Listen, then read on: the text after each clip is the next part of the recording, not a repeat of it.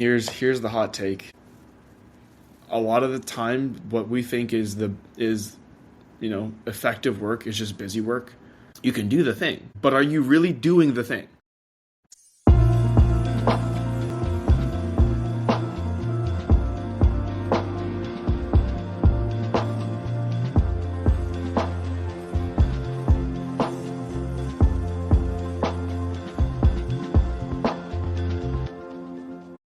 Well, hey, welcome back to the Amanda Kaufman Show.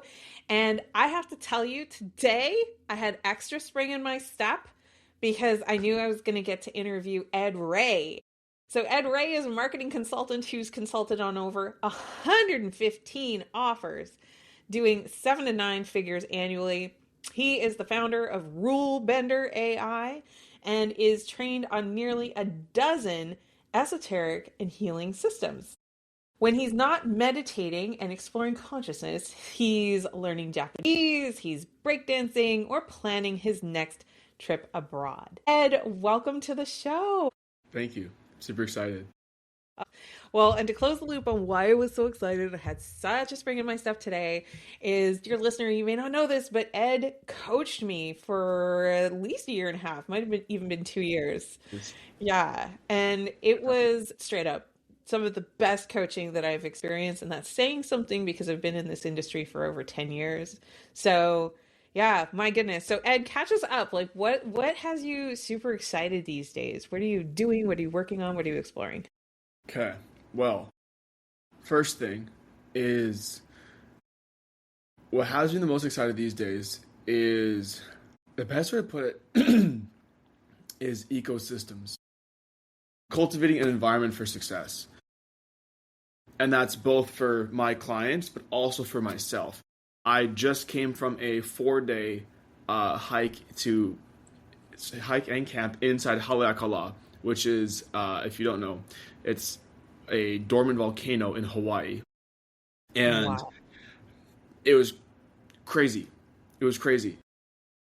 I walked 50 miles within 3.5 days, camped in a cabin, and while also carrying a 40-pound backpack the entire time. And the entire volcano is a vortex, very spiritual zone. So I had a lot of insights and understandings and like emotional breakthroughs on things I've been trying to work on for ages. And it's very funny how when the conditions for success are right, you have to try hard, but man, is it easier. Man, is it easier when you just have the conditions for success set up. Like if I was to try and break through all those things on my own time without, my mentor and my mentor's mentor and without the environment itself, it would be very difficult. So what gets me really excited is cultivating the right environment for success.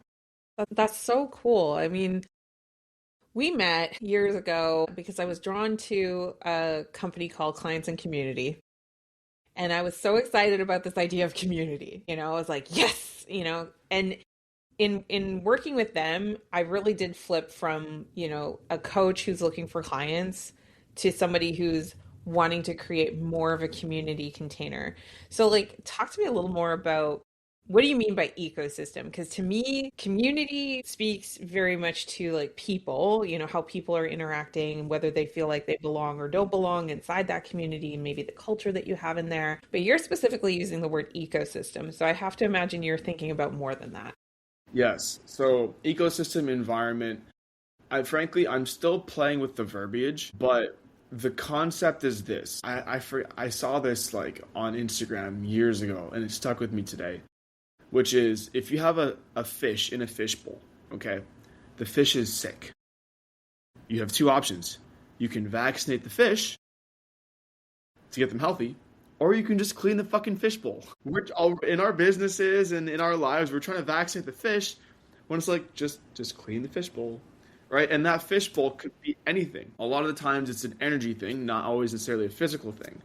So it could be your office environment, maybe it's cluttered. Maybe you don't like the colors. Maybe they don't inspire you. And then these are very, very physical, tangible things. But maybe the structure of your business, maybe you spend every single morning, head first in serving clients. And then by the end of the day, you feel exhausted and you don't have the energy or the capacity to build your business. So then we have to change your structure and your environment that way. Another one could be like uh, maybe you're not doing the things that you enjoy in your personal life. I know a lot of people who work 8, 10, 12, 14-hour days in their business 6, 7 days a week. Raise your hand if that's been you, right? It's me, right? For so long. But then you're not doing the things that you really, really enjoy in your life. And then it's like, well, why are you working so hard? No wonder why you don't want to grow your business. No wonder why you sabotage client work. No wonder why, you hire and fire the same person 12 million times. No wonder why you're in and out of relationships, because you're just not happy with your life. You're not doing things that you enjoy that light you up, right? Yeah. So that's also environment. That's like the ecosystem is everything inside of a what's it called, like a terrarium. Those like little like in encapsulements. I don't know what you'd call that. Okay. Yeah. Yeah, it's like a whole ecosystem Yeah, inside there, yeah. it's a I was cycle gonna of say, life and death in there. yeah. Have you seen like the Simpsons movie when they have like the big dome dropped on them? Like Yeah. it's like that's what I think of, right? So you need to have everything balanced inside of that ecosystem for success, right? Like if you're just jamming caffeine every single day on an empty stomach, you're gonna destroy your gut health, your gut microbiome. You're gonna have less energy. You're gonna be more irritable. You know what I'm saying? Like everything plays into each other. So that's what I mean by ecosystem, right? Like if you have an important conversation that you need to have with your spouse about something, and you've been putting that shit off, that because that the energy of that energy of stuckness, of contraction, will carry over to other parts of your life and your business. You know, when you go get your cup of coffee in the morning from the Starbucks drive-through, you're not going to be as happy, right? Because you're holding on to that energy. So the more that you can let go of the energy and release it, then the rest of your stuff expands inside of the terrarium, and eventually the terrarium actually increases in space and capacity. But not because you're trying to push the terrarium, it automatically and pretty much magically expands itself, because that's what's required. Because now your ecosystem is more spacious. It takes up more space. So your terrarium, whatever you want to consider your terrarium, that could be your business, that could be just straight up money, that could be life fulfillment, energy, zest for life. It could be your social, like it's all together. It's all in your terrarium of you, of who you are. Hmm. Hmm. And I love the terrarium analogy because I love green. It's my favorite color. So it's like it's very very appropriate. It's a perfect metaphor. And I mean, like when we met years ago, it was in the capacity of more of like your copywriting expertise, which is, Yeah. by the way, genius. It's just so good. But somehow our relationship like evolved very quickly to like, maybe we should do some coaching together. And I'm so glad that we did, because just thinking back to where I was at that time, it was like, you know that feeling when you are just like running really really hard, but you're not getting anywhere. And taking it back to that metaphor of the terrarium, is if you're just like digging and going harder, or trying to like force push the walls, you might make a little bit of progress like in this one particular area just through brute force. Yeah. But like I think one of the biggest things that I learned in our relationship together is like to allow for your intuition more about what would be more balanced. And I still remember this one session we had where I realized that a program that I had poured hundreds of thousands of dollars into growing. You remember this?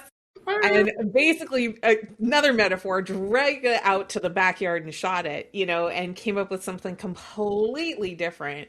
It was not just a very liberating experience, although it really, really was, but it was so expansive because it challenged me. I think what freaked me out about the new program was it's like, well, I wanted to do something that was fun. I wanted to do something that was gamified. I wanted to do something, and I was like, am I fun? I don't think I'm fun. Am I fun? I don't know if I'm fun. It's So I had to crazy. like explore parts of me that I had up to that point kept under, under lock and key, because my identity up to that point was so, entrenched in corporate ideas and chemical engineering and doing things right and, all these kinds of things. And yeah, honestly, one of the most rewarding experiences in my life, not just in my business. And yes, listener, I made like a lot of money from it because I enjoyed that process and it was absolutely infectious. Even my kids contributed to that program. They helped with character development and like choosing the cartoon characters that I had in there. And to this day, my son, he bugs me. He's like, "So, Mom, when am I getting my when am I getting my check?" That So sounds yeah, no, I can really see the expansiveness of it when you allow it. What do you think gets in the way? Why do people not realize? Well, you can even talk about me. Like, absolutely, that's okay. But in general, like when you see somebody who's really struggling and you're like ecosystem problem, how can you name it, call it, and why are they there? So first of all, it's almost always an ecosystem problem. It just depends on where in the ecosystem it is. Right. Right. Because there's the whole concept of how you do one thing is how you do everything. And if, someone is, so for example, for you, Amanda, if you're stifling yourself and, the parts of you in your business that's more fun, more excited, more like, out of the ordinary, you're going to be stifling that with your family, with your friends, with yourself, with God and your spiritual self too. So like, yeah, it will show up in business, but really it shows up everywhere else. So that's the beauty of it, is when you can fix, I don't say fix is not the right word. When you can adjust one thing, it adjusts everything else. That's why the ecosystem is so powerful. I really like your word adjust Yeah. because sometimes we make these adjustments, right? And it throws it out of balance in a new way. Yes, exactly. Yeah. And then Right? And so you have to adjust again. it's all fine Yeah. tuning. It's all fine tuning. Like, maybe you adjust for, all right, fuck it. I'm going to fire my whole team and just solo this. And you go, oh, that was a massive overcorrection. So you just fine tune it. You just like, okay, maybe instead of having 10 people or 5 people, we have 1 or 2 heavy hitters that are more bought in, but we pay them way more above market rate. Instead of having 10 people, it's 80-20, right? So it's almost always an ecosystem problem. And the thing is too, is like your personal energy also is part of your ecosystem. Like your beliefs, your worldviews, your past traumas you haven't dealt with yet, those are the seeds, those are the soil of your terrarium. Everything grows from those. It's all interconnected. So that's how it works. And then when you cultivate the soil, when you cultivate it and you go, oh, those are weeds, let's pull them out, all of a sudden your terrarium grows and you're not having to do anything. There's this beautiful thing that happens where the more that you dig into yourself, the more that you get deeper into yourself, the more life literally opens up and just the craziest things happen to you that you would never have imagined otherwise. Like you couldn't even fathom them, because it's from something beyond you. That's the thing, is like we are the keepers of our own terrariums, but the terrariums are not ours. Yeah, okay. I think I'm tracking where you're going with that, but do say more about that. Like it's not yours. It's so true. Oh my No. gosh. Yeah, say more. Do you really truly have control over when you die? No, not really. Do you have control over who shows up in your life and when? No. But you can get your terrarium in the best order that you possibly can get it into. Hmm. So, when the opportunity comes, you are prepared, right? Yeah. And then I that love that quote by Seneca about luck is when preparation meets opportunity. opportunity, yeah, it's a good one. Yeah. Good one, yeah. So, and that's the thing too, is like, energy as well is part of the terrarium. Like if you have a lot of trapped emotions that you haven't worked through, then you're going to stifle yourself because of this emotion, and that will show up in these other parts of your life and your business, and then your external reality also reflects that too. So a lot of the time, if your outside is not feeling good, isn't what you want, there's something inside, right? As above, so below, as within, so without, right? Same thing, but it's all within the confines of your terrarium. That is the secret, is like, if there's something that you're not happy with in your life, it's because something in your terrarium is off. There's something in there. You just have to figure out what it is. That's like 80. What would you say? Like 80% of the battle. So a lot of people that I am in community with and that may be listening here today, they love personal development. They love personal growth. They love spiritual growth. They love it. Talk to me a little bit about like ecosystem and progress. Like, so what I mean by that is sometimes we can be in that exploring, and this is my perspective, and I'm curious if you even agree with it, but sometimes we think we're exploring something, or we think that we're looking, doing the hard work and all this kind of thing. And it's what I would call performative personal development, and it's where you're like journaling endlessly for hours a day, and you're doing the green tea and the kale, and you're doing like the crystals and like all the stuff, but you're not you're not progressing. Like if I was to look at that ecosystem, it's like, okay, well, has your health improved in any way? Are your relationships any richer?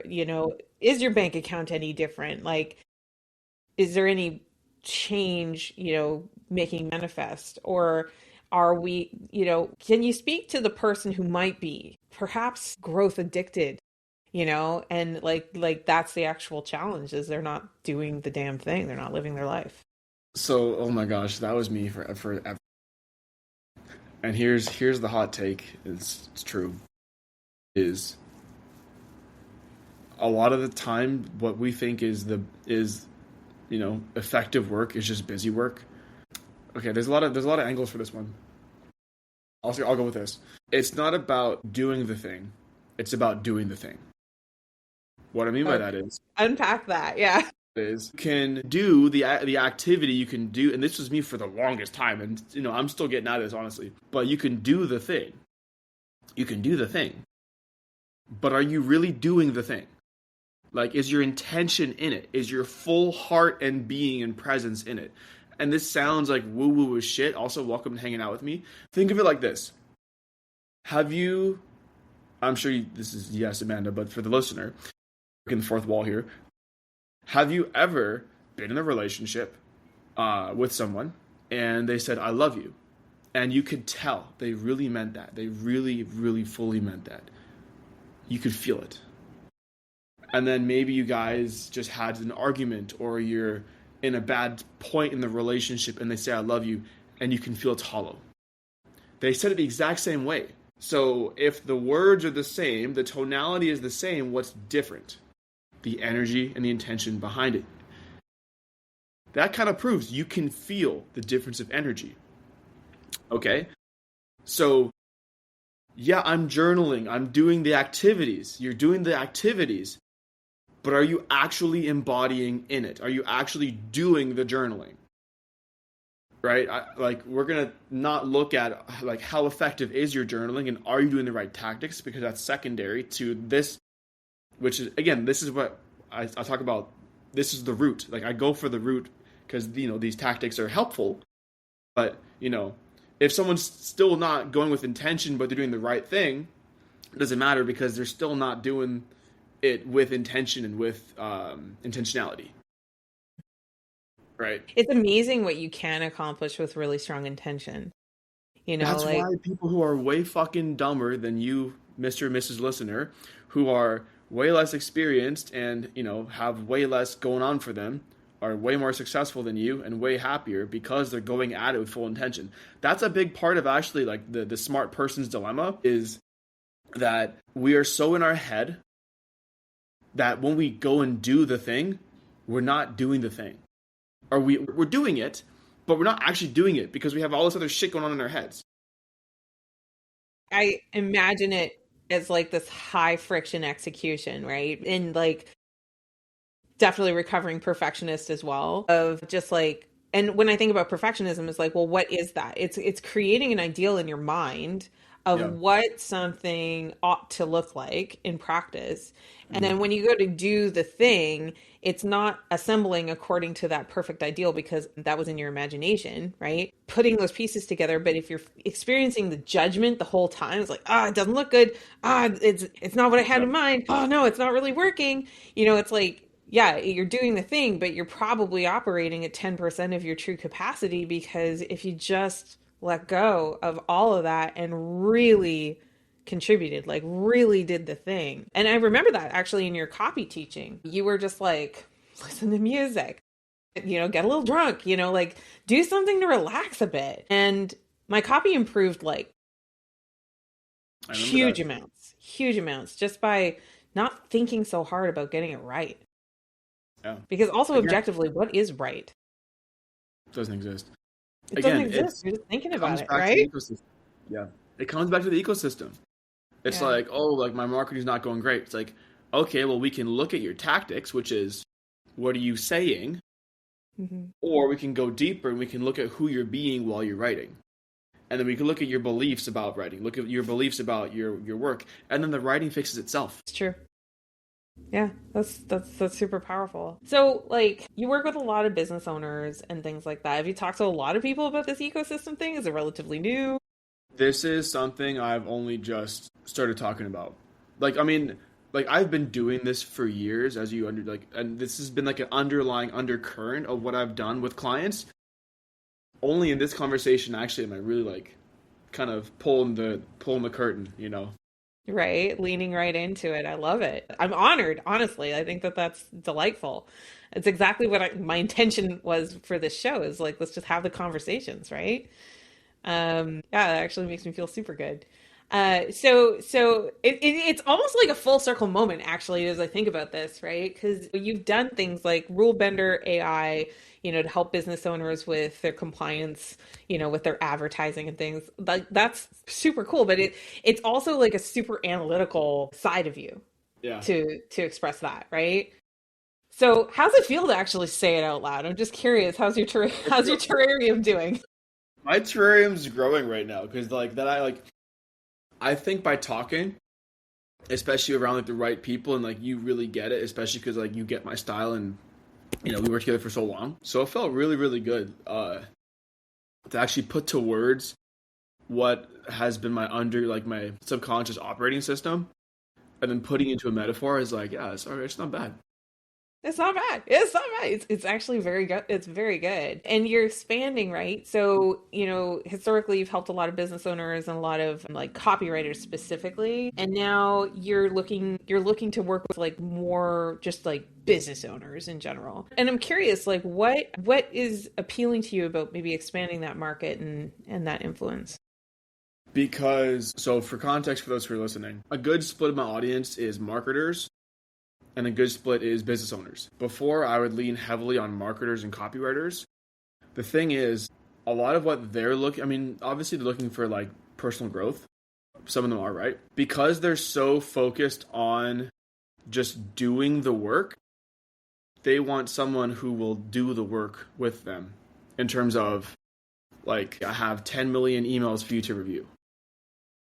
And while I can crush that 1,000,000%, and I do review emails from my clients, like that's a very important part of the work that we do. Like I mentioned before, for me, it's about the soil of the terrarium, right? Like if we're looking at emails and, copywriting, that's super important, super important. And also it's the coconuts on the palm trees. It's Mm, not the soil that makes the tree grow. And so mhm. working with coppers and marketers, again, I will work with them if they're the right fit for what I have going on 100%. It's a business owner, they have control over their own terrarium, right? Arguably, that's why they became one. Yeah, exactly, right? So with marketers, they have their hands in many other people's terrariums, and every terrarium is different, which is fine, but they don't have that full control over their own terrarium, right? Mm, Versus a founder, or at least like a C-suite, they're going to be like, yeah, like I want to grow my own terrarium. I want like that is my goal. I want to increase my capacity. I want to increase my fulfillment. I want to increase what my business and life are both capable of, right? mhm. One of the mistakes that I made with my old lifestyle copywriter was only focusing on the money and on the free time. Money and time. I forgot about the third one. Energy. Mm. Energy. Because it's not just about making a lot of money and having a lot of free time. Because holy shit, have I had that for a lot of my life. But I was miserable because I didn't have the energy. And Yeah, I don't. the misalignment was Correct. in the energetics of it. And like I relate to that too. I mean, I've had seasons of plenty and I've had seasons of very little. And I've also had, like, if you were to chart it all out around satisfaction and fulfillment and connection, Yeah. it's actually really fascinating to look at. And, we happen to be recording this just before the new year. Do you do a lot for like planning your new year or setting new intentions or anything like that? Any rituals that you like to follow? No, none of that. I love the end of the year. I like beginnings actually more specifically. Yeah, so I get like really excited on the first of the month and the first of the year, and like Mondays are my favorite. So That's good. That's good. yeah, no, I love it. But coming back to like this whole fulfillment thing is like I've had like the absolute worst net worth ever and been so like in love with what I was doing and in love with who I was doing it with. And I've also had seasons where I had like plenty where I was also very in love with what I was doing and who I was doing it with. But I've also had like the other way too, where I was like broke as a joke and friggin' miserable. And I've also, had seasons of plenty where it was just like absolutely exhausting and draining. So like I do think like money is super important, but it's not like well, it's like the saying in the Bible about the love of money, right? Like you can't build a life for the love of money.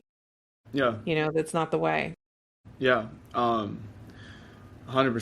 And I want to make it super clear that when I say energy, I don't just mean the woo woo energy. I don't just mean Well, I that. was actually going to ask you to define Yeah, energy and because, yeah. we are so like loosey-goosey about that term as coaches. Like, what do you specifically mean by it? So what I mean by energy, in this context specifically, this is about because it's all energy. We are energy, subatomic particles. If we really want to get down to that, Right. but what I mean by energy in this case is you. I just had it. It's the vitality and the vibrance at which you approach your life. How about that? How about that for fucking like That's that? pretty good. Yeah, I like it. Like if you Yeah. wake up in the morning, you're like, oh shit, I have to do this, I have to do that, I have to do that, and you feel like you're just grinding and you're doing the thing for the sake of doing it. Like yeah, you're gonna have some parts of your life in your day that are that 1,000,000%. It may take some time to get to the point where you don't have that at all, right? If that ever exists, different per person, right? And seasons. But if you're like, you know what, I have this to do today, I have this to do today, I have this. I know it's not what I want to do, but holy shit, am I gonna crush it? You're Hmm. doing the action. It's the same thing.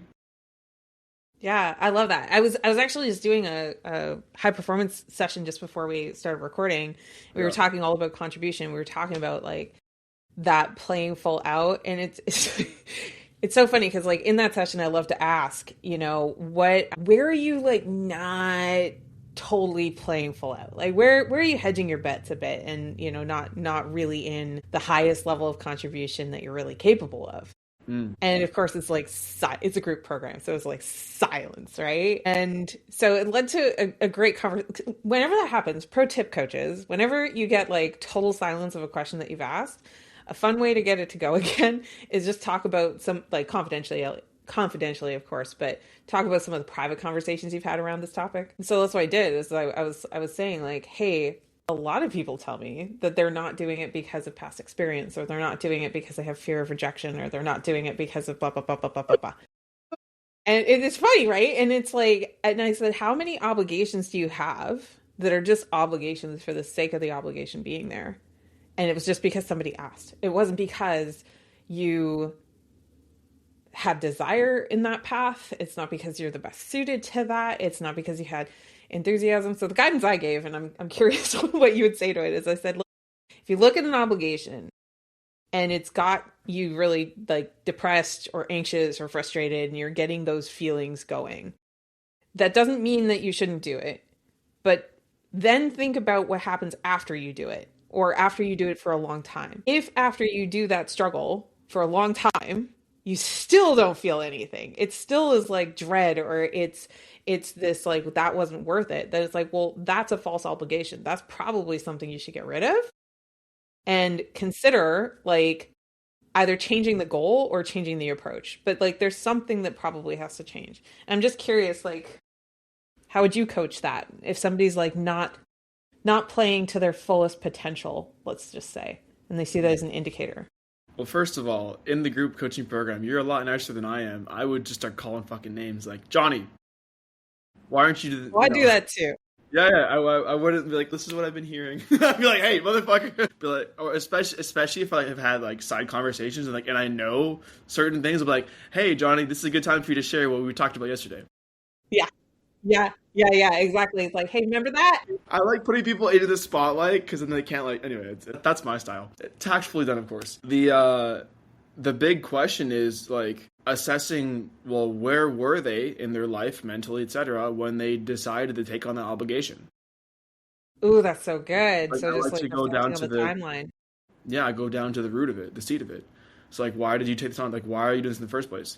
It's like, if you have to pick up your kids from school every single day, let's say that's the thing, and that's your obligation, for whatever reason you feel a way about that, fine.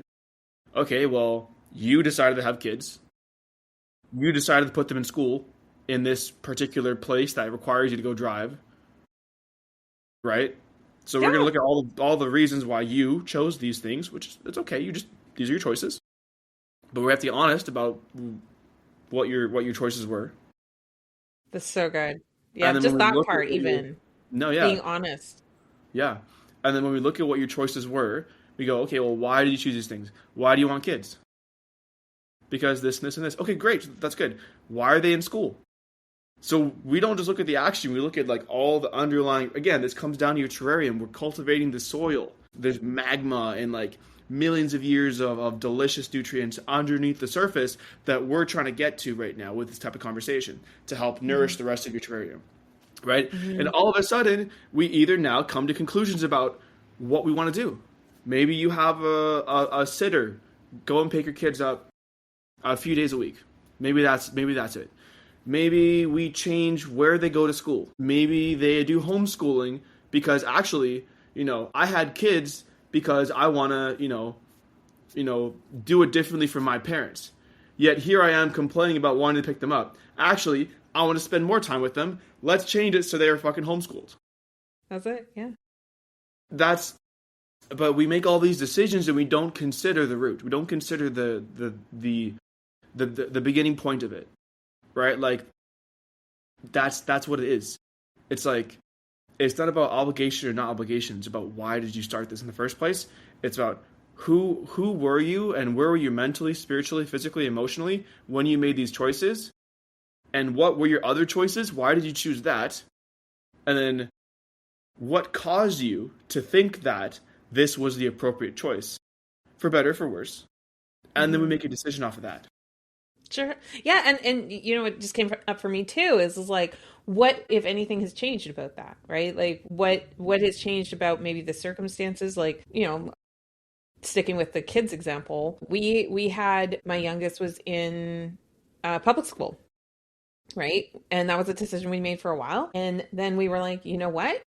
New information, new things have come to light. And we're just like, okay, based on all this new information, you get to make a new decision, right? You're not as stuck. I think that's like the biggest thing. And what you're describing to me is consciousness. It's like, are you conscious? Are you awake to your agency and to like what's informing your decisions and to the infinite possibilities that you are plugged into in a given moment? Like, how awake to that are you? And if you're not awake to it, then that's going to sound a lot like a lot of complaining and suffering, I think. Yeah.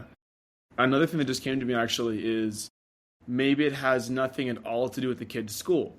Maybe, person who's listening to this, maybe they just scheduled their final meeting of the day really close to when they're supposed to leave to pick their kids up for school and their fucking meetings go over. So, hey, dumbass, make your calls half an hour sooner and then, like, all of a sudden, oh, wow, the resentment and stress is gone. Right, exactly, because you're dealing with the root. Yeah. So good. Well, Ed, what's the best way for people to keep up with you? Best way to keep up with me is Instagram. That's probably the best way. And you can also join my newsletter at edreay.com. So I would recommend you give me a follow on Instagram and also go to edreay.com, join my newsletter. At least a few times a week, I drop sauce similar to what we've talked about here today. So if you want to expand your terrarium easily, effortlessly, without direct effort, just by cultivating and changing your ecosystem, you're going to want to be on there because I share a lot of things that will help you in your personal life that will blow up your business in the best way possible, and also things in your business that will change your personal life too. So good. Thank you so much for being here, Ed. Thank you for having me. It was a lot of fun. And dear listener, if you haven't already hit that subscribe button, make sure you do. And grab the link to this episode, share it with at least 3 of your friends who perhaps need to expand their terrarium. That's a fun metaphor and a hard word. I'm going to say it. Fun metaphor and a hard word. But yeah, so do share it with 3 of your friends because we're all on a growth trajectory and it doesn't have to be all suffering all the time. You know, we can make these tiny tweaks that swing big doors.